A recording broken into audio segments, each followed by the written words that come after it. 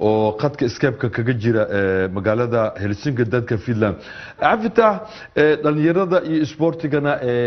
lug ayaad ku leedahay ama qayb ayaad ka qaadataa bal arimihii sportiga ka waran meesha aad joogto dalka Finland والله dad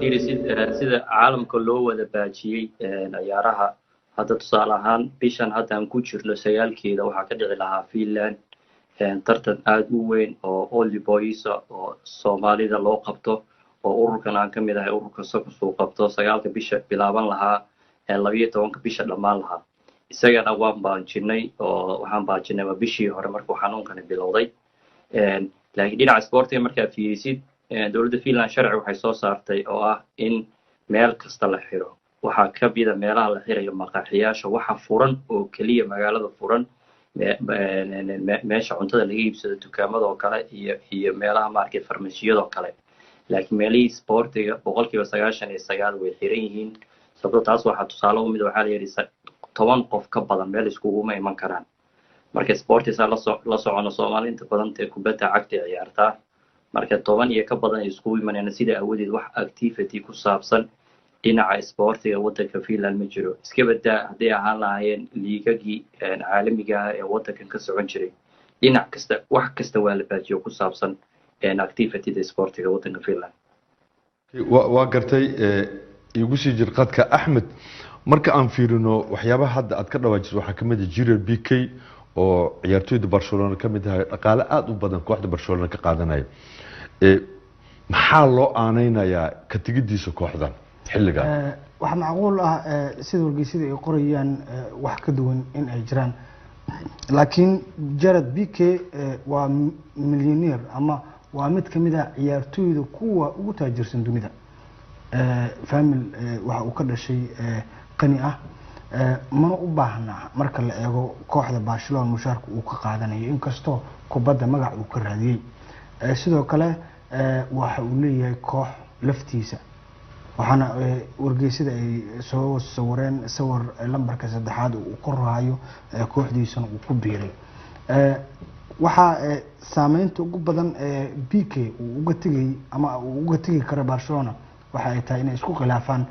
lacagta ama lacag dhimista inkastoo Messi oo ah xidiga ugu weyn ee Barcelona u ciyaara uu laftiisaba u bilaabay in mushaarka la dhimo maadaama kooxda waxba dhaqaalaha ay soo galin marka fiirsan marka kooxaha qaaradda Yurub horyaalada kala duwan ciyaaraya dhaqaalaha waxay ka soo gali jireen garoomada marka saameyn noocay ku yeelan kartaa mid kale ciyaartoyga kooxda markay heshiinayaan mushaaraadka soo ma jiraan kooxda haday mushaarka dhinto ma codsiba ku imaan karaa mise waa qasab sidee baa macnaha macaamilkaas u dhici karaa macaamilkaas waxa uu dhici karaa waa ciyaar Messi oo kale tusaale hadii aan kugu soo qaado waxa uu yiri Barcelona waa qayb kamid ah DNA-da hadii ay kooxdu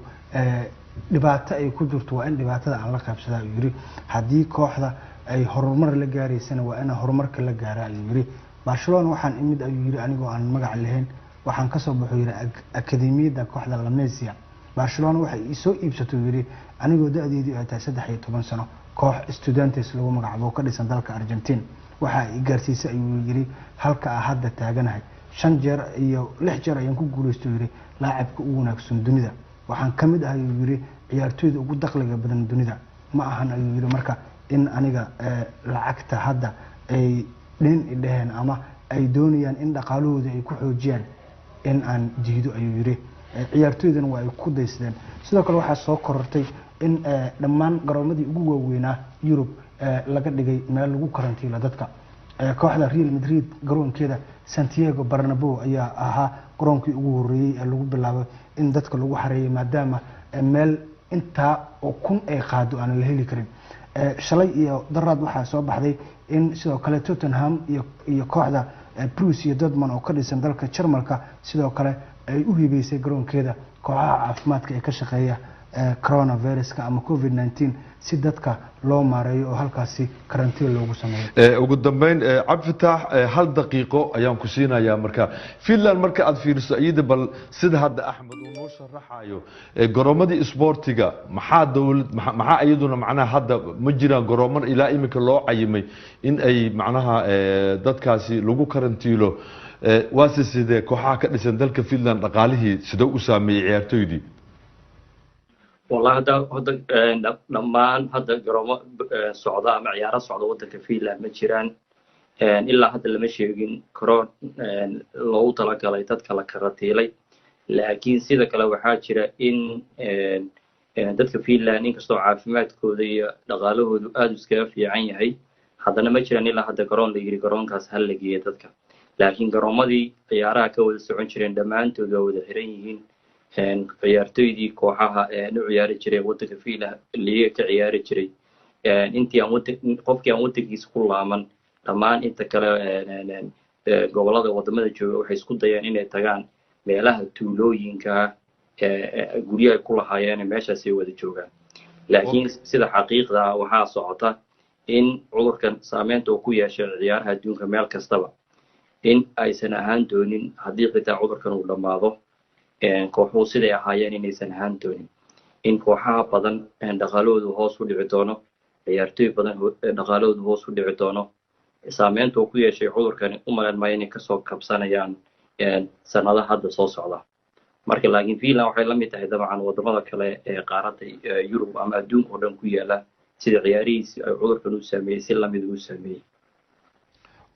waa hagaag aad iyo aad ayuu u mahadsan yahay kaas wuxuu Cabdifitaax Maxamed Qaaje oo ah kalkaaliye caafimaad oo ka shaqeeya isbitaal ku yaal Helsinki ee dalkaasi Finland isla markaasna ah xokayaha ururka horumarinta dhalinyarada iyo isboortiga Helsinki oo dalkaasi Finland oo ahna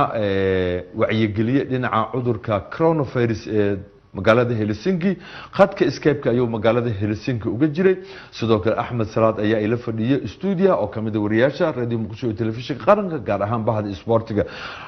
labadooda waan u mahad celinayaa iyo dhammaan